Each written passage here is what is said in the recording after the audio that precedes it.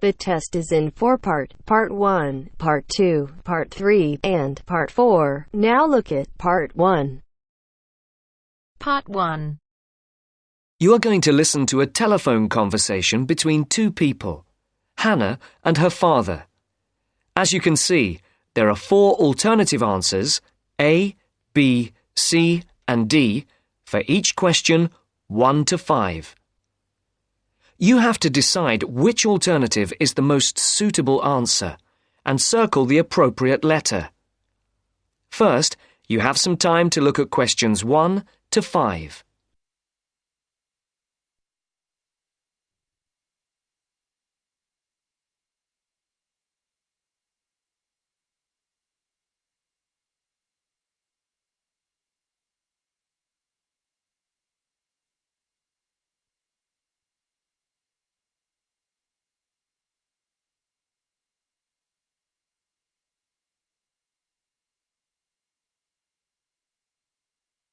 Now listen to the first part of the conversation and answer questions 1 to 5.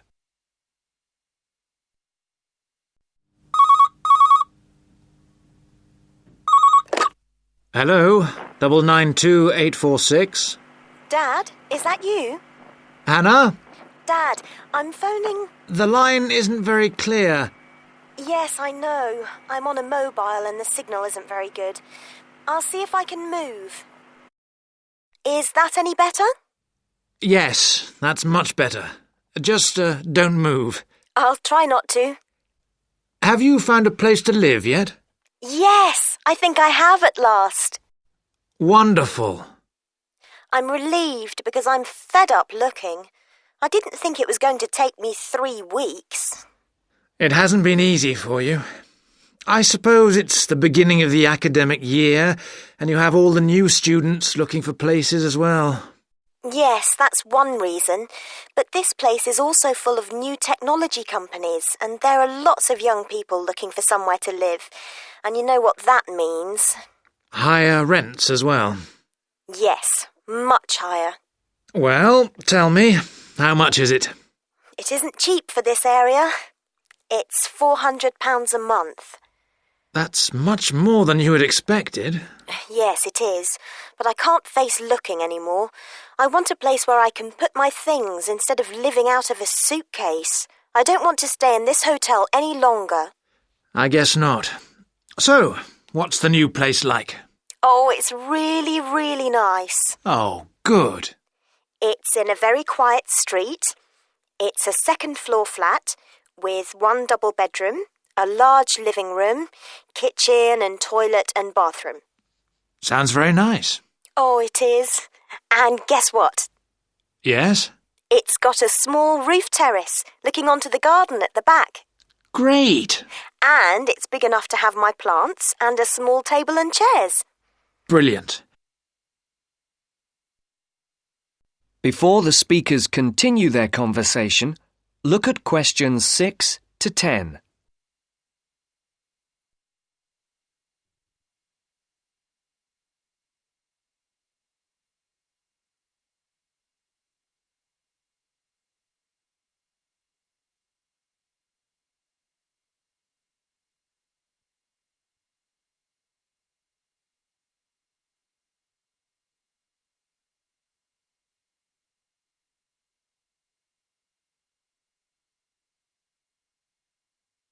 As you listen to the second part of the conversation, complete the numbered spaces 6 to 10. For questions 8 to 10, write no more than 3 words for each answer. Now, what's the address?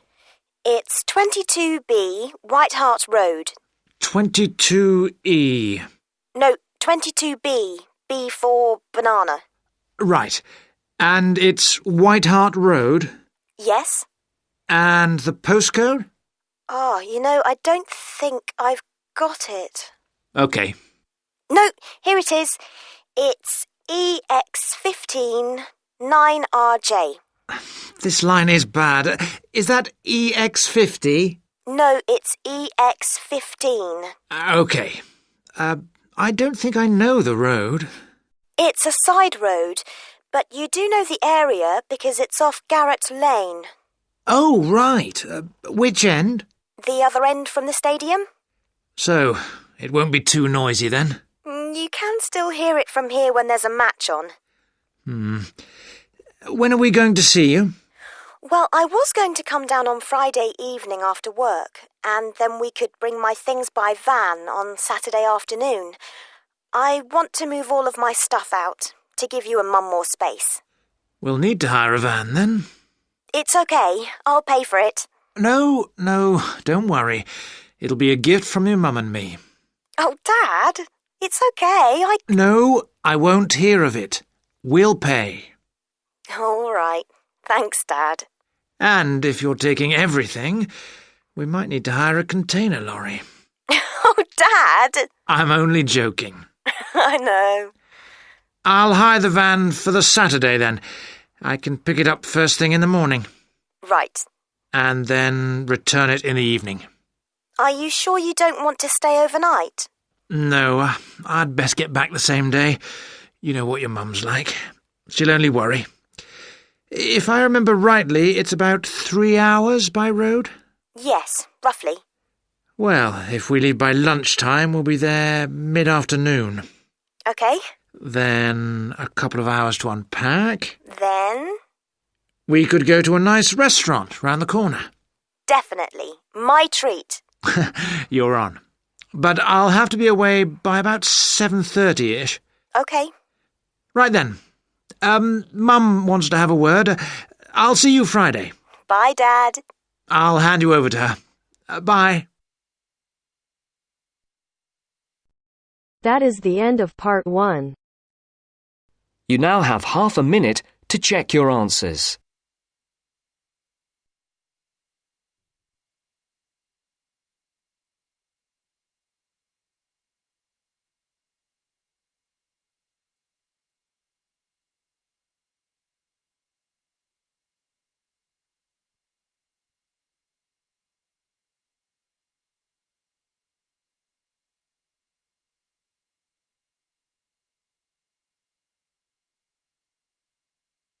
Now turns to part 2. Part 2. You'll hear someone talking to a group of university students.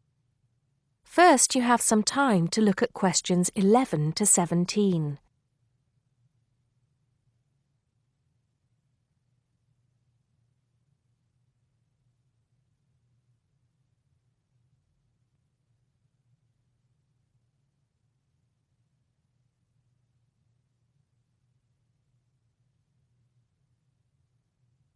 Now listen carefully and answer questions 11 to 17. Good morning, everybody, and welcome to Upton University. I hope you are settling in and beginning to find your way around. I know how confusing it can be when you start life at university, and that's why we have Freshers Week to help you find your feet. Before I go any further, I should perhaps introduce myself. My name is Sally Jackson, and I am the Secretary of the Students' Union, which has organized this week of events for you. You will usually find me in the office on the first floor of this building when I'm not attending lectures. Anyway, down to business. Of course, there are a few things that you are obliged to get done during your first week here. But once you've opened a bank account, if you haven't got one already, seen your director of studies to discuss which courses you are going to take, and signed up with a doctor, there will be plenty of time left to enjoy the events we have arranged for the week. And have we got a lot lined up for you? Throughout the week from Monday to Friday, every morning starting at 10 a.m., there will be orientation and welfare events. These will include tours of the campus, which, as you have probably noticed, is the size of a small town with 9,000 residential students, as well as sessions on developing study skills. We also have tours of Upton itself arranged for you, with a bus leaving from outside this building every afternoon at 5 o'clock. There are a number of interesting things to do and see in and around Upton, so you can expect visits to the castle and museum as well as the popular Ghost Walk. You'll need to sign up for this one, as numbers are limited. Just put your name on the list on the notice board in the entrance lobby. An important event is scheduled for Monday, that's the day after tomorrow, when we will be holding the academic fair. This is an opportunity for you to speak to students and academic staff about the courses that are on offer. The academic fair starts at 1 o'clock, by the way. There are a couple of other fairs that I think will interest you. First of all, we have the Societies Fair on Tuesday the 16th, which I think is an absolute must. You might not believe it, but the university has over 150 societies and sports clubs you can sign up for, so you are sure to find something of interest to you. That also starts at 1 o'clock, and it will be here in the Union Building. Also in this building is the Trade Fair on Wednesday from 2 until 5 in the afternoon. This one might sound a bit strange because you will find a load of banks and other businesses here trying to get your custom. You will find plenty of bargains and, best of all, a lot of the businesses give away stuff for free. Before you hear the rest of the talk, you have some time to look at questions 18 to 20.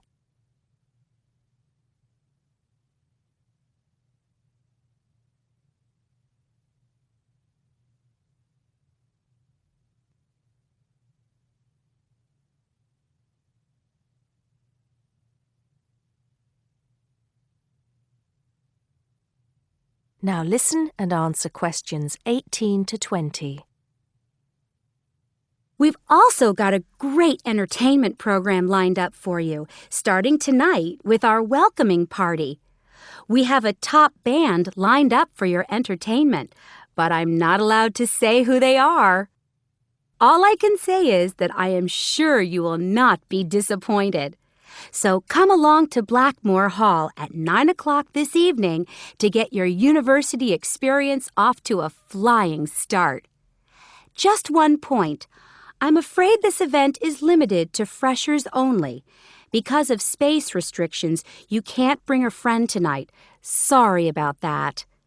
There's more fun and games on Monday in the Cotswold Theater here on campus. We have booked two of the cleverest comedians in the country, Paul Frazier and Jenny Brown, for a 3-hour show. Paul has assured us that he and Jenny have packed the show with new material, and as they always get rave reviews for their shows, I think we can look forward to an evening of great entertainment. That's in the Cotswold Theater on Monday evening at 7:30. Moving along a bit, on Thursday there is an important date for your diaries. This is the official Freshers Opening Ceremony, when the Dean welcomes you to Upton University. So remember, Thursday the 18th from 2:30 to 3:30 in Blackmore Hall. You certainly should go to this one, and by the way, light refreshments will be available. At the end of the week, on Saturday, you have the chance to dress up in your smartest evening wear for the official Freshers' Ball. Actually, although it's called a ball, it is quite a relaxed affair, so we are more than happy if you turn up wearing jeans and a t-shirt. The important thing is to relax and enjoy yourselves. Time and place are the same as for this evening's party. Blackmore Hall from 9 in the evening to 3 o'clock in the morning. Right. I think I've covered the most important and exciting events we have lined up for you, but there will be plenty of other things going on throughout the week, so remember to check the notice board in the entrance lobby regularly. Enjoy the rest of the day, and I look forward to meeting as many of you as possible this evening at the welcoming party. That is the end of part 2. You now have half a minute to check your answers.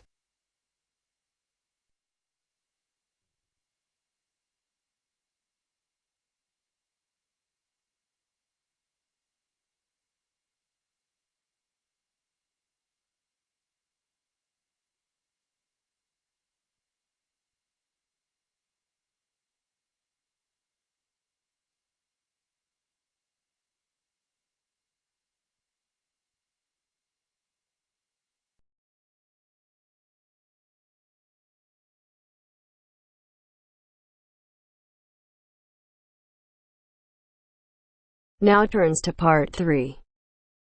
Part 3. You will hear two friends discussing what to study at Mitchford University. First, you have some time to look at questions 21 to 27.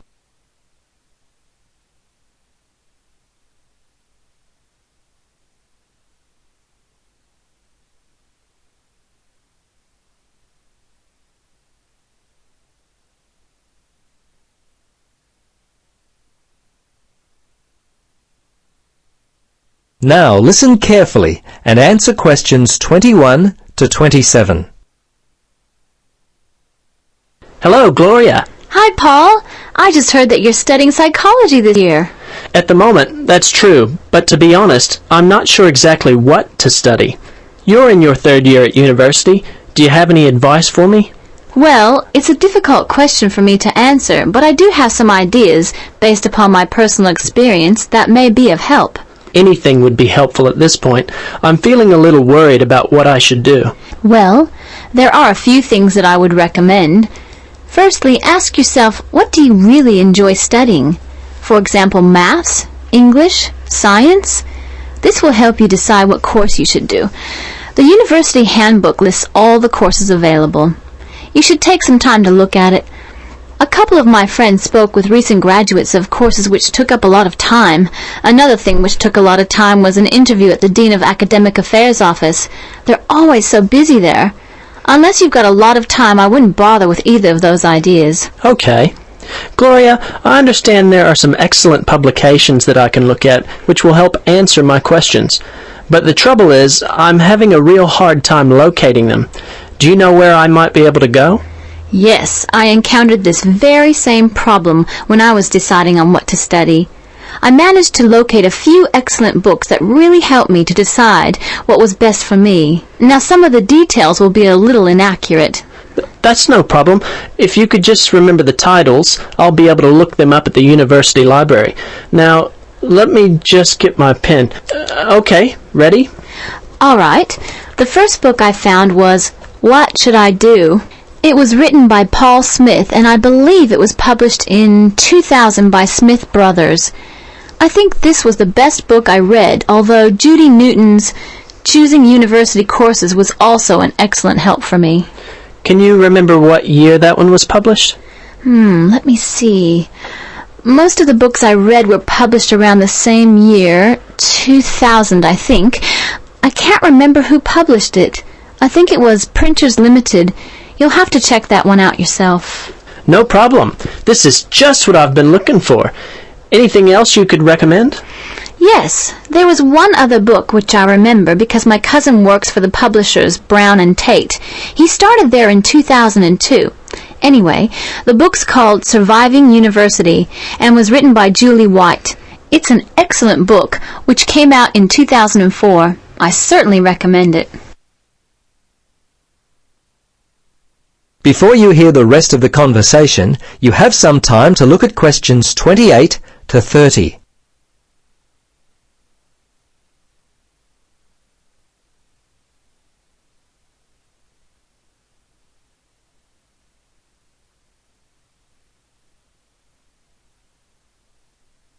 Now listen and answer questions 28 to 30. Gloria, this discussion has been so helpful. I wonder if I might ask one more question. Sure. What would you like to know? Well, I'm wondering why you finally decided to study psychology. Well, what helped me to decide was my interest in working with people. I think that's what you've got to really decide in your own mind. Do people give you energy or do they drain you of energy? I asked my friends what they thought of my idea, and most of them thought it was a good choice. Yeah, you know, I think my parents or family members who know me well would be a good place to start. I think if you like to research subjects, you might prefer to work by yourself. That could help you to decide what area you should study. For me, I like working with numbers, and I knew psychology involved a lot of this, so that also helped me to choose my course of study. The bottom line is you've really got to know what you naturally like to do. Once you work that out, you simply choose areas of study that relate to those things. Well, Gloria, I can't thank you enough for your time. Would you be interested in joining me for a coffee?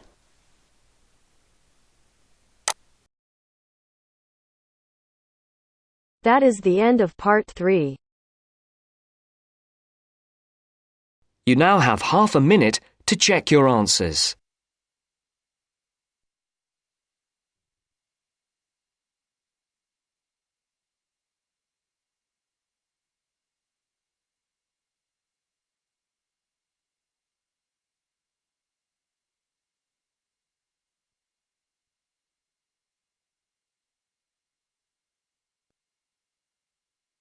Now turns to part 4. Part 4. You will hear a lecturer in education talking about some experiments done in the USA to investigate the effects of reducing class sizes. First, you have some time to look at questions 31 to 40 on pages 71 and 72.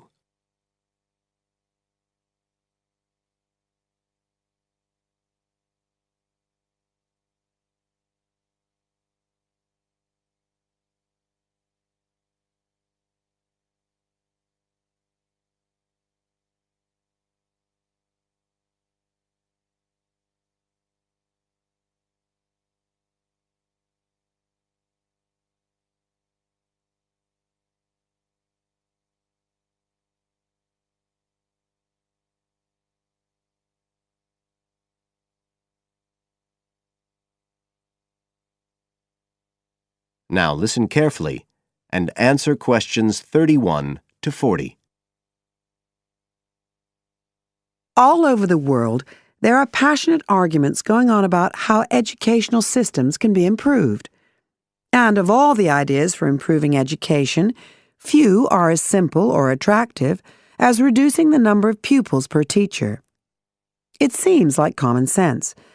But do these ideas have any theoretical basis? Today, I want to look at the situation in the USA and at some of the research that has been done here in America on the effects of reducing class sizes. In the last couple of decades or so, there has been considerable concern in the United States over educational standards here, following revelations that the country's secondary school students perform poorly relative to many Asian and European students. In addition, statistics have shown that students in the nation's lower-income schools in the urban areas have achievement levels far below those of middle-class and upper-middle-class schools. So would reducing class sizes solve these problems? Well, we have to remember that it does have one obvious drawback. It's expensive. It requires more teachers and possibly more classrooms, equipment, and so on. On the other hand, if smaller classes really do work, the eventual economic benefits could be huge. Better education would mean that workers did their jobs more efficiently, saving the country millions of dollars. It would also mean that people were better informed about their health, bringing savings in things like medical costs and days off sick. So what reliable information do we have about the effects of reducing class sizes?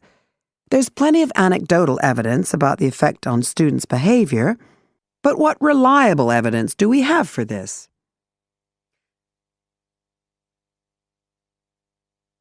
Let's have a look at 3 research projects that have been carried out in the USA in the last couple of decades or so.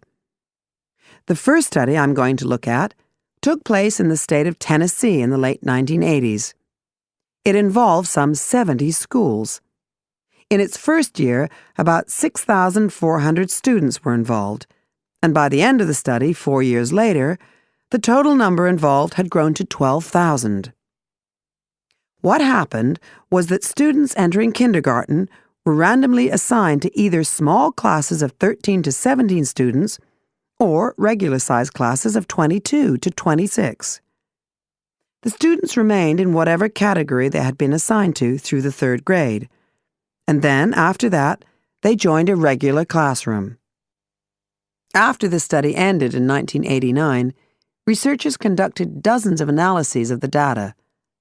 Researchers agree that there was significant benefit for students in attending smaller classes, and it also appears that the beneficial effect was stronger for minority students.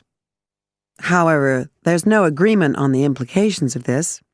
We still don't know the answer to questions like how long students have to be in smaller classes to get a benefit, and how big that benefit is, for example.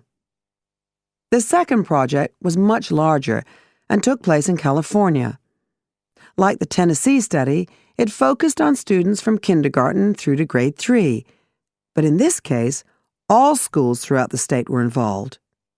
The experiment is still continuing, but results have been very inconclusive, with very little improvement noted. And the project has, in fact, also had several negative aspects. It meant an increased demand for teachers in almost all California districts.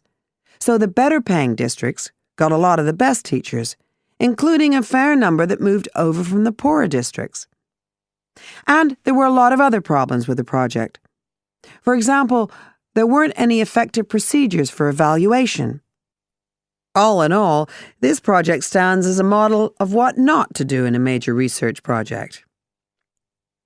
A third initiative took place in the state of Wisconsin at around the same time as the California project began, and it's interesting to compare the two.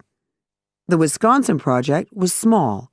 Class sizes were reduced in just 14 schools, but it was noteworthy because it targeted schools at which a significant proportion of the students were from poor families, compared with California's one-size-fits-all approach. Analysts have found that the results are very similar to the Tennessee project, with students making gains that are statistically significant, and that are considerably larger than those calculated for the California initiative. Now, I'd like to apply some of these ideas to the latest.